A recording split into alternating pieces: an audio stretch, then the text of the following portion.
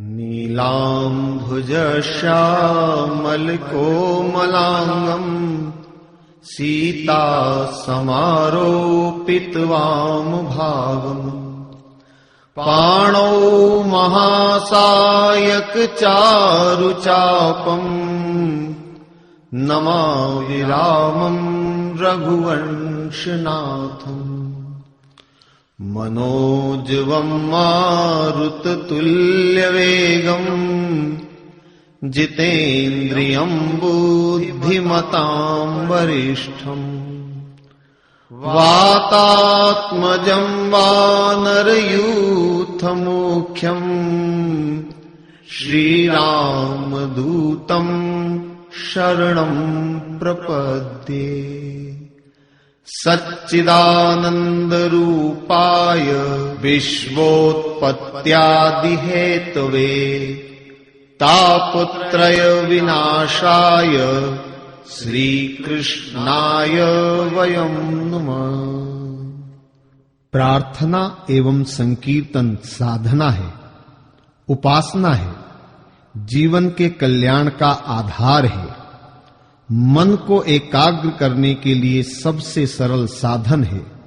संकीर्तन में भक्त यदि तन्मय होकर नर्तकी हो जाए, रोम रोम यदि नृत्य करे, तो संकीर्तन सार्थक होगा और प्रभु की कृपा निश्चित ही हम पर होगी।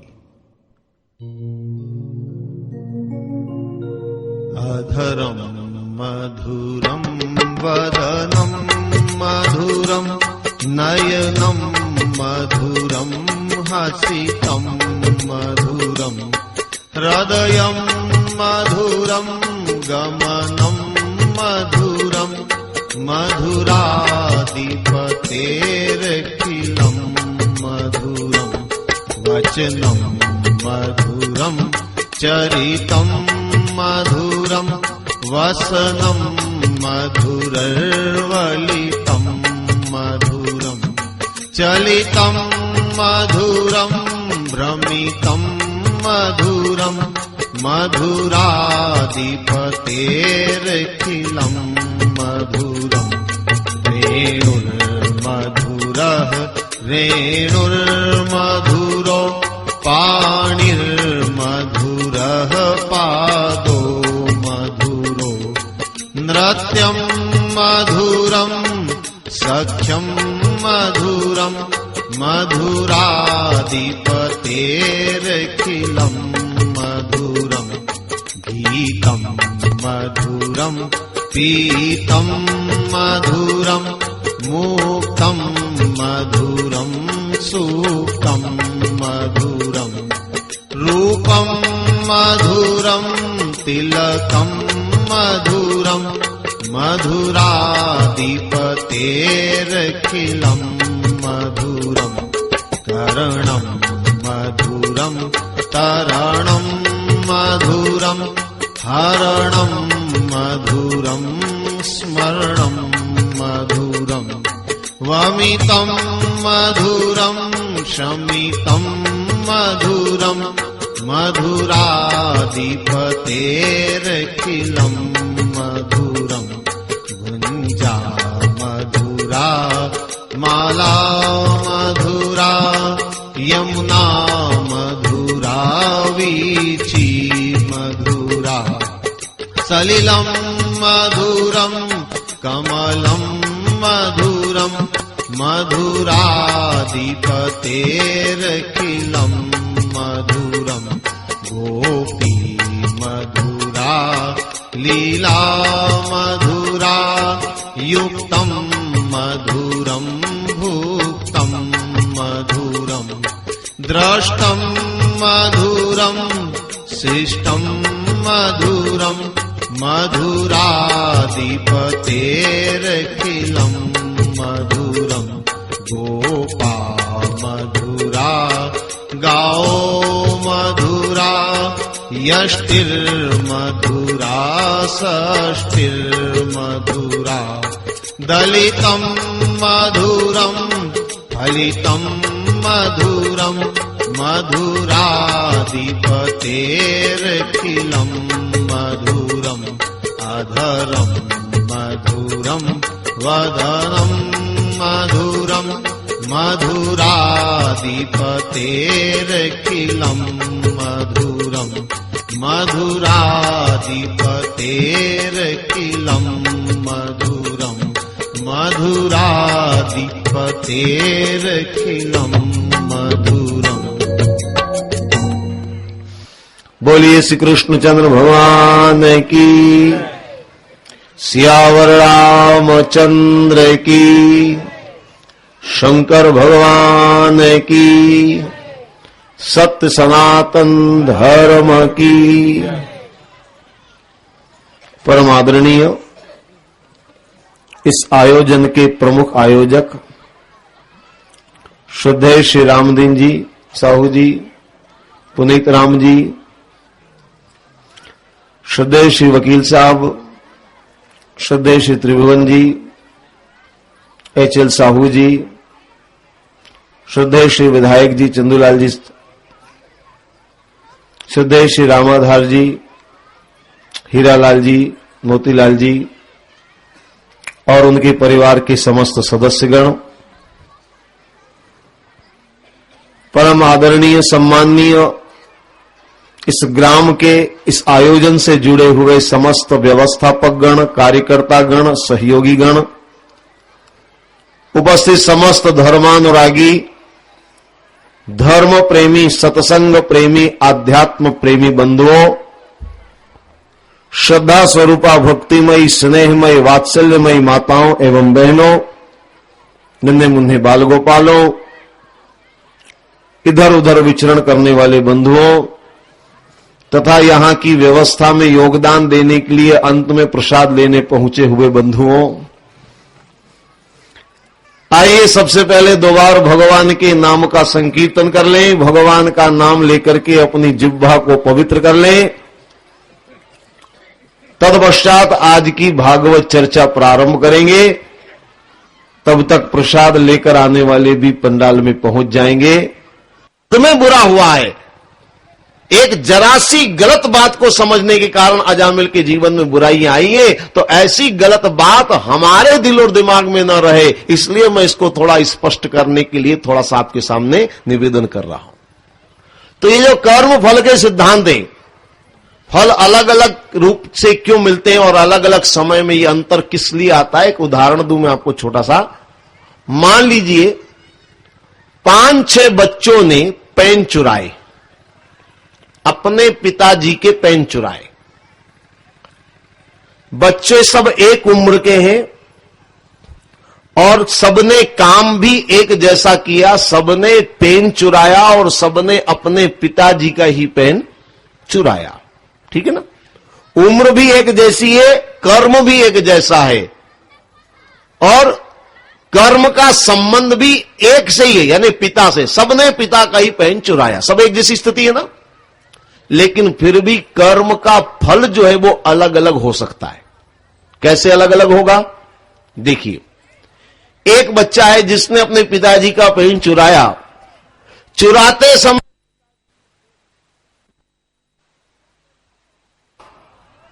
यानी उसको उसके कर्म का फल तुरंत मिल गया, एक पल के अंदर मिल गया ना। एक दूसरा लड़का है, उसने अपने पिताजी का पेन चुराया पर पिताजी को उस समय पता ही नहीं चला। शाम को जब वो ऑफिस से लौटे तब उन्हें ध्यान आया होगा, तब उन्हें पता चला, तो उन्होंने उस लड़के को थप्पड़ शाम को मारा। कर्म तो वही का वही है, लेकिन फल में अंतर आया किसकी वजह से? पिता की वजह से, है ना। तो दूसरे को शाम को मिला फल। एक तीसरे लड़के ने पिताजी का पेन चुराया, पिताजी को पता नहीं चला और दूसरे दिन पिताजी बाहर गांव चले गए। 15-20 दिन के बाद लौटे, 15-20 दिन बाद उन्हें पता चला तो उन्होंने 15-20 दिन बाद उसको थप्पड़ मारा। कर्म वही का वही है, फल में अंतर आया ना। एक चौथे लड़के ने पिताजी का पेन चुराया पर पिताजी ने स्वयं ने वो पेन किसी और से चुराया था। कोई बड़ी बात नहीं है, और उदाहरण दे रहा हूं मैं आपको। बाप ने खुद ने पेन चुराया था, तो बाप ने सोचा चोरी का माल चोरी में गया, क्या करना, इसके लिए काहे को बेटे को दंड दे। उन्होंने उस बच्चे को दंड दिया ही नहीं। अब नहीं दिया तो इसका मतलब यह नहीं कि उसको उसके कर्म का फल नहीं मिला, कर्म का फल तो मिलेगा। अगर पिता ने उसे दंड नहीं दिया तो उसको लगेगा कि मैंने एक ऐसा काम किया तो भी मुझे दंड नहीं मिला। इस समय चाहे भले ही दंड ना मिले, लेकिन हो सकता है अगले जन्म में वो पिता किसी और रूप में उसको दंड दें, तो एक जन्म के बाद उसको उसके कर्म का फल मिलेगा। एक और लड़के ने अपने पिताजी का पेन चुराया और पिताजी ने डांटने की बजाय उल्टी तारीफ करी, कितना होशियार लड़का है, पता भी नहीं चला मुझे और चुरा लिया, कमाल है यार, तू तो बड़ा होशियार है। पीठ थपथपा दी। अब अगर पीठ थपथपा दी तो क्या होगा, उसको तो प्रोत्साहन मिला, उसको दंड तो मिला नहीं, लेकिन आपको लगेगा कि अभी चोरी करी पर उल्टा इसको शाबाशी मिली, इन्हें बुरे कर्मों पर भी शाबाशी मिल रही है। लेकिन धीरे धीरे उसकी चोरी की आदत बढ़ेगी, क्योंकि एक बार प्रोत्साहन मिल गया, चोरी की आदत बढ़ेगी, धीरे धीरे वो बड़ा चोर बनेगा और कभी न कभी वो पकड़ा जाएगा और पुलिस के द्वारा जब पकड़ा जाएगा तो मय ब्याज के वो सारा दंड उसे मिलेगा। मिलेगा कि नहीं मिलेगा? तो कर्म का फल तो उसे मिला, लेकिन पिता के द्वारा नहीं मिला, किसी और के द्वारा किसी और रूप में उसको मिला। एक और लड़के ने अपने पिताजी का पेन चुराया। पिताजी ने सोचा थप्पड़ मारने से बच्चा सुधरने वाला नहीं है, तो क्या किया जाए। उसके 8-10 मित्र जब थे तो उनके सामने उन्होंने उस लड़के के बारे में पोल खोल करके उसका अपमान कर दिया। दंड तो मिला, लेकिन तमाचे के रूप में नहीं मिला, बल्कि अपमान के रूप में मिला। उसे अपने मित्रों के सामने सिर झुकाना पड़ा, लज्जित होना पड़ा। तो कर्म का फल तो मिला, लेकिन रूप बदल गया, थप्पड़ की बजाय, तमाचे की बजाय अपमान के रूप में उसे मिला। तो ये जो मैं आपको बता रहा हूं, ऐसे कई उदाहरण हो सकते हैं, ये तो उदाहरण के लिए मैं बता रहा हूं कि कर्म एक है, लेकिन फल अलग अलग समय अलग अलग रूप में आ जाते हैं, क्योंकि आपके कर्म के साथ कोई दूसरा भी जुड़ा हुआ है। जीवन में हम जितने भी कर्म करते हैं उन सब में दूसरा जरूर जुड़ा हुआ है। कोई ऐसा कर्म नहीं है जिसके केवल आप अकेले ही जुड़े हों।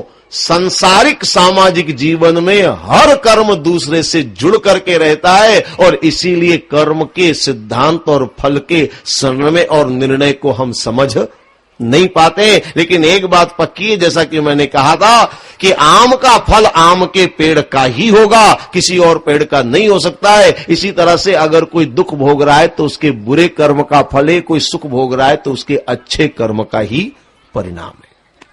आपकी तो बात आ गई ना समझ में? अजामिल की नहीं आई, आप समझ गए, इतना ही बहुत है। अजामिल ने उस दिन से बुरे काम करने शुरू कर दिए। मैं कथा की बात आपको बता रहा था कि कहां पर हमारे अंदर भ्रांतियां हुई और कैसे कथा का गलत मतलब लोगों ने निकाला। मैं कथा सही रूप में क्या है, भागवत क्या कहता है, वो मैं आपको बता रहा हूं। अजामिल ने बहुत बुरे काम किए। धीरे धीरे सारे बुरे काम वो करने लगा।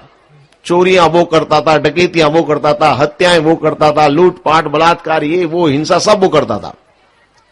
इतना बुरा आदमी हो गया कि गांव तो क्या पूरा इलाका उसको जानता था। लोग उसके नाम से थर-थर कांपते थे। गली मोहल्ले में से वो निकलता था तो डर के मारे लोग दरवाजे बंद कर देते। बच्चे घबरा कर इधर उधर छुप जाते थे। जैसे ही देखते थे कौन आया, बोले अजामिल दादा आया है। आजकल दादा शब्द ज्यादा प्रसिद्ध है ना, इसलिए मैं जोड़ रहा हूं। अजामिल दादा हो गया, नंबर 1 का गुंडा बदमाश हो गया। शादी भी हुई उसकी, सारे बुरे कर्म वो करता था। पर एक दिन की बात है, भागवत में वर्णन आता है कि एक बार गांव में एक महात्मा जी आए। महात्मा जी 2-3 महीने, चतुर्मास कुछ समय के लिए वहां रुके। धीरे धीरे महात्मा का गांव में प्रभाव बढ़ने लगा, भीड़ बढ़ने लगी, उनके भक्तों की संख्या बढ़ने लगी, क्योंकि संत बहुत अच्छे थे। अब भक्तों ने धीरे धीरे अपने घर पर बुलाना शुरू किया और संत इतने सरल थे, संत इतने अच्छे थे कि सबके घर, चाहे अमीर हो चाहे गरीब हो चाहे जैसा भी आदमी हो, जो प्रेम से बुलाए उसके घर संत चले जाते थे। तो एक एक करके सबके घर में संत का आना जाना शुरू हुआ। अब अजामिल की पत्नी अपने घर में से देखती थी, आज महात्मा जी फलाने के घर में गए, आज महात्मा जी फलाने के घर में गए हैं। अब स्त्रियों में एक खास प्रवृत्ति होती है देखा देखी करने की, सही भी होती और गलत भी होती, कुछ भी देखा देखी करने की प्रवृत्ति होती। तो अजामिल की पत्नी ने देखा महात्मा जी सबके घर में जा रहे, तो देखा देखी उसके भी मन में आई कि हमारे भी घर में हम महात्मा जी को बुलाएं। तो उसने अपनी अड़ोस पड़ोस की महिलाओं से कहा, भाई हमारे घर में महात्मा जी को बुलाएंगे तो आएंगे कि नहीं आएंगे। तो पहले तो सबको ताज्जुब हुआ कि ये अजामिल के घर में और महात्मा जी आएंगे क्या, कभी नहीं आएंगे। एक महिला ने हिम्मत करी और महात्मा जी को जाकर कह दिया कि अजामिल की पत्नी चाहती है कि आप उनके घर जाएं। अजामिल कौन है, तो गांव वालों ने पहले बता दिया, अजामिल के घर भूल के भी मत जाना, वो इतना बड़ा गुंडा है, बदमाश है, हत्यारा है, कई हत्याएं उसने करी है, उसके जितने खिलाफ लोग बता सकते थे सारी बातें बता दी, ऐसा बुरा आदमी है वो। ऐसे नीच पापी के घर आप कैसे जाएंगे, आप तो साधु संत है। उसके पेड़ी पर, उसके घर पर पांव रखना भी पाप है, खूब लोगों ने कहा। महात्मा जी ने भी मुस्कुरा करके सबकी बातें सुनी। अब लोगों में जिज्ञासा रहती है, अब बताइए महात्मा जी आप जाएंगे कि नहीं जाएंगे। तो महात्मा ने भी कह दिया बुलाएंगे तो जरूर जाएंगे। अब खबर पहुंच गई अजामिल की पत्नी के पास कि महात्मा जी तो आने को तैयार है, बुलाएंगे तो आएंगे। लेकिन अड़ोस पड़ोस की महिलाओं ने कहा कि देख तू बुलाने की बात तो कर रही है, पर तेरे पतिदेव जानती तू भी कि नहीं जानती, सब सारी दुनिया जानती। वो साधु संतों को देखते ही कभी ऐसा नहीं हो कि वो साधु को तुम बुलाओ और उल्टा वो साधु को कुछ कर देवे। तो ऐसा पाप क्यों मोल लेती है तू, पहले तेरे पति से पूछ ले। पत्नी ने कहा ये भी ठीक है। तो अजामिल की पत्नी ने अपने पति से कहा, नाथ एक बात बताइए, मेरे मन में एक इच्छा है, मैं एक चाहती हूं। बोले क्या चाहती, बोल। तो बोल किसकी गर्दन काट के लाना, अभी लाकर दे देता हूं। अब अजामिल की तो भाषा यही थी, शुरुआत ही उसकी वहीं से होती थी। तो पत्नी ने कहा ऐसा मुझे नहीं चाहिए। बोले कोई गहना वहना किसी का पसंद आया हो तो बता, अभी उसका लूट खसोट के लिए आता हूं। ऐसी बात नहीं है, बात मैं ये चाहती हूं कि गांव में एक महात्मा आए हैं और अपने घर में वो महात्मा जी आए, उनको मैं बुलाना चाहती हूं। अजामिल ने कहा तेरा दिमाग खराब हो गया, साधु संतों से अपना क्या लेना देना, अपनी पटरी अलग है उनकी पटरी अलग है, उनसे हमारी पटरी मेल नहीं खाती है। तू कहां साधु बाबा के चक्कर में पड़ रही है, नहीं बुलाना, मना कर दिया। अब पत्नी ने कहा देखिए मैंने आपसे कभी कुछ नहीं मांगा, आज पहली बार मैं कह रही हूं, एक बात तो मेरी सुन लो। अरे कुछ नहीं करना, हमको कोई माला नहीं जपनी, हमको कोई भगवान से मतलब नहीं है, पर कम से कम गांव में एक ये तो रहेगा दिखाने को कि महात्मा जी को हमने भी बुलाया, एक थोड़ा गांव में रुतबा रहेगा। तो अजामिल ने कहा ठीक है तेरी बहुत इच्छा है तो मैं मना नहीं करता, पर बात दरअसल ये है कि ये साधु महात्मा पंडित पुरोहित लोग ये बहुत लालची लोभी होते, हमेशा दान दक्षिणा ये दो वो दो ये वो मैं फिर मेरे को अगर किसी ने कुछ कह दिया तो फिर मुझे गुस्सा आ जाएगा। मेरे से किसी ने अगर कुछ मांगने तो बोले आप अपने कमरे में बैठे रहना, आप कुछ मत करना, हम सब कर लेंगे। तो अजामिल ने कहा ठीक है नहीं मानते तो हाँ कर ली। पत्नी ने अपनी अड़ोस पड़ोस की महिलाओं से कहा कि भाई मैं बुलाना चाहती हूं, मैंने पति से बात भी कर ली, आप साधु महात्मा जी से कहिए कि वो आए मेरे घर। बुलावा भेजा, महात्मा जी आ गए। घर गांव में चर्चा थी, आज अजामिल के घर जा रहे महात्मा, आज अजामिल के घर जा रहे महात्मा, क्या होगा पता नहीं। अजामिल है घर में, बोले हाँ घर में ही है वो। अब महात्मा जी पहुंचे घर में, पहुंचते ही महात्मा ने अजामिल के बारे में सुन तो बहुत लिया था, तो महात्मा ने जाते ही पूछा आपके पतिदेव किधर है। अब ये बेचारी स्त्री तो चाहती थी कि मेरे पति कमरे में रहे, वो कमरा बंद कर रखा था ताकि कोई खटपट नहीं हो, पर महात्मा जी ने जाते ही पूछ लिया आपके पतिदेव किधर है, बोले वो कमरे में। बोले बुलाओ ना उनको बाहर, कमरे में काहे को रख रखा। अब बुला लिया, बुलाना पड़ा तो आ गए अजामिल। महात्मा ने अजामिल से कहा, मैं तुम्हें कुछ देना चाहता हूं। अजामिल तो चौकन्ना हो गया, बड़ा उसे ताज्जुब हुआ। अभी तक तो वो ये समझता था कि ये साधु महात्मा पंडित पुरोहित ये खाली लेने ही लेने की बात करते हैं, लोभी लालची होते हैं। महात्मा ने उल्टी बात कही, मैं देना चाहता हूं। तो पहले तो अजामिल ने कहा, तुम क्या दोगे, मेरे पास सब है और मैं जिसको चाहूं उसको हथिया सकता हूं, जिसको चाहे उसको ले आ सकता हूं, तुम क्या दोगे मुझे। महात्मा ने कहा, जो मेरे पास है वही मैं दे रहा हूं, अब तुम ले लो तो अच्छी बात है, और तो मुझे कुछ करना नहीं है, और तो मुझे तुम्हें कुछ कहना नहीं है। बाकी तुम चाहे जैसा जो भी अपना जीवन जैसे भी बिताओ, मुझे कोई शिकायत नहीं है। एक चीज मैं देना चाहता हूं। अजामिल को लगा कि ये आदमी ना तो मुझसे ये कह रहा है कि तुम चोरी करना छोड़ दो, कि तुम ये बुरे काम छोड़ दो। अक्सर क्या होता है कि ये अच्छे लोग बस एक ही उपदेश देते हैं, ये मत करो, वो मत करो, वो मत करो। महात्मा ने ऐसा कुछ नहीं कहा, अब कुछ देने की बात कर रहे हैं। अजामिल ने कहा, ठीक है ले लूंगा, बोलो क्या देना है। महात्मा ने कहा, मैं एक चीज दे रहा हूं, तुम्हारे संतान होने वाली है घर में, पता चल गया था। तो महात्मा ने कहा, मैं केवल तुम्हें उस बेटे का जो पैदा होने वाला है उसका मैं नाम दे रहा हूं, और मैं कुछ नहीं, मेरे पास कुछ है भी नहीं, मैं भी झोली खाली वाला आदमी हूं। मैं उसका नाम देना चाहता हूं, जो मैं नाम दूं वो नाम तुम अपने बेटे का रख लेना, ये इतनी सी मेरी बात है। महात्मा जी तो चले गए। अजामिल ने कहा, ठीक है। लड़का हुआ, महात्मा जी की बात थी, पत्नी ने भी कहा। अजामिल ने कहा, चलो अब ठीक है, महात्मा जी ने जो नाम दिया था रख लेते हैं। तो अजामिल ने अपने बेटे का नाम नारायण रख लिया। हालांकि वो कोई धार्मिक आदमी नहीं था कि नारायण का नाम रखे, वो तो जीवन भर बुरे काम करने वाला था। पर महात्मा ने जो दिया था नाम, इसको हम यूं समझ सकते हैं कि महात्मा की संगति का थोड़ा प्रभाव उसके मन मस्तिष्क पर पड़ा और उसने नाम रखने को सहमति जताई कि ठीक है, महात्मा ने कहा तो नाम रख लेते। तो नारायण नाम बेटे का रख लिया। लेकिन जो आदमी था वही का वही था, वही बुरे काम उसके, वही आचरण उसका, वही चरित्र उसका, वही कैरेक्टर उसका, वही हाल थे उसके। जीवन चलता रहा।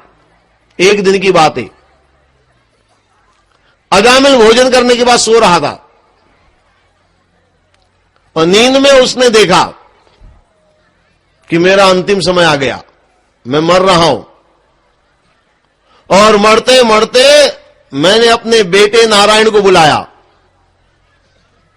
और जैसे ही नारायण को बुलाया तो भगवान के गण दौड़े दौड़े चले आए। इधर यम के दूत आए मुझे नरक में ले जाने के लिए, इधर भगवान के गणों ने कहा कि इसने नारायण का नाम लिया इसलिए भगवान की शरण में जाएगा, इसलिए हम इसको अपने भगवान की शरण में ले जाएंगे। और देवदूत, भगवान के दूत मुझे ले गए भगवान की शरण में। ये जो घटना हम सुनते हैं वास्तव में ये हकीकत की घटना नहीं है। ये अजामिल ने नींद में केवल सपना देखा। गड़बड़ हम लोगों ने ये करी कि हमने सपने वाली बात को हटा दिया और इसी को हमने प्रामाणिक सच मान लिया। असल में मरते समय नारायण को बुलाना ये हकीकत नहीं है, ये केवल अजामिल ने सपना देखा। और सपना तो सपना होता है, सपने का क्या मोल होता है। ये सपना था अजामिल का। आप भी कई तरह के सपने देखते हैं, अजामिल ने सपना देखा।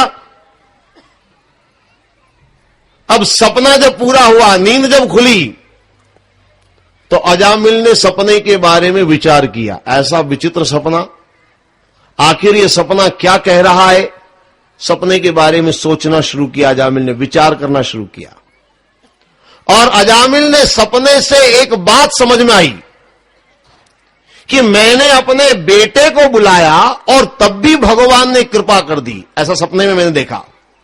तो सचमुच में अगर मैं भगवान को बुलाऊंगा, ये तो मैंने अपने बेटे को बुलाया, अगर वास्तविक जीवन में मैं सचमुच में यदि परमात्मा को बुलाऊंगा तो क्या परमात्मा मेरे ऊपर कृपा करने को नहीं आएंगे? जरूर परमात्मा कृपा करेंगे। ऐसा उसको लगा कि भगवान जरूर, अगर मैं भगवान को याद करूंगा तो भगवान मेरे ऊपर कृपा जरूर कर सकते। असल में एक सबसे बड़ी समस्या क्या रहती है, अजामिल की जो समस्या है वो मैं आपके सामने बता दूं। जब भी कोई आदमी बुरे कर्म में पड़ता है, लिप्त होता है, जब भी कोई आदमी बुराई के दलदल में फंसता है, तो उसको ऐसा लगता है कि चूंकि मैंने जीवन में इतने बुरे कर्म किए हैं तो अब भगवान मुझ पर कृपा करने वाले नहीं है, यानी भगवान का रास्ता मेरे लिए बंद है। अब जब बंद है भगवान का रास्ता, तो यही रास्ता खुला है बुरे कर्म का। करते रहो जिंदगी भर बुरे कर्म, करते रहो जिंदगी भर बुरे कर्म। अक्सर बुरे कर्म करने वाला यही धारणा रखता है कि अब मेरे लिए जो मुक्ति का द्वार है, परमात्मा का जो द्वार है, वो मेरे लिए बंद हो गया क्योंकि मैंने बहुत बुरे कर्म किए। तो फिर अच्छे कर्म करने से क्या फायदा, मुक्ति का द्वार तो बंद ही है, तो फिर सदमार्ग से चलने की क्या मतलब है। यह धारणा अक्सर बुरे काम करने वाले को होती है, और ये मैं अपने मन से नहीं कह रहा हूं, प्रमाण भी है शास्त्रों में। आप, मैं प्रमाण की बात आपके सामने करूं। रावण के बारे में आपने रामचरितमानस में पढ़ा होगा। खरदूषण का वध हुआ, और खरदूषण का वध होने की खबर जब मिली तो रावण ने तुरंत कहा, खरदूषण मौसम बलवंता, मार सकई नहीं बिन भगवंता।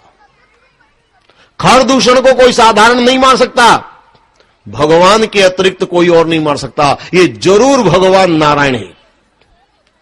तो किसी ने कहा, जब तुम जान चुके हो कि ये भगवान है तो भगवान की शरण में जाकर अपना उद्धार क्यों नहीं कर लेते। तो तुरंत रावण ने क्या कहा, बोले सब ठीक है, मैं जानता भी हूं कि ये नारायण है, पर बात यह है कि होई हई भजनन तामस देहा। मैंने इतने बुरे कर्म किए, इतने बुरे कर्म किए कि अब ये भजन वजन का रास्ता मेरे लिए ठीक नहीं है, मैं इस पर नहीं चल पाऊंगा। मैं जानता तो हूं कि ये भगवान है, पर भजन का, भगवान के नाम का, भगवान की भक्ति का रास्ता अब मेरे लिए नहीं खुला है, तो फिर मैं क्या करूं, इसलिए मैं बुरे कर्म ही करता रहूंगा। यानी हर बुरे कर्म करने वाले की सोच ये होती है कि मैंने इतने बुरे कर्म किए हैं, अब मैं मोक्ष कैसे प्राप्त करूं। लेकिन याद रखिए, हमारे धर्मशास्त्र ये बताते हैं कि आदमी चाहे कितने भी बुरे कर्म कर चुका हो, अगर वो अपना रास्ता बदलने को तैयार यदि है, अगर वो बुराई का मार्ग छोड़ने को यदि तैयार है, अगर वो सदमार्ग पर चलने को यदि तैयार है, तो परमात्मा तब भी उसके ऊपर उतनी ही सहजता से कृपा करने को तैयार है।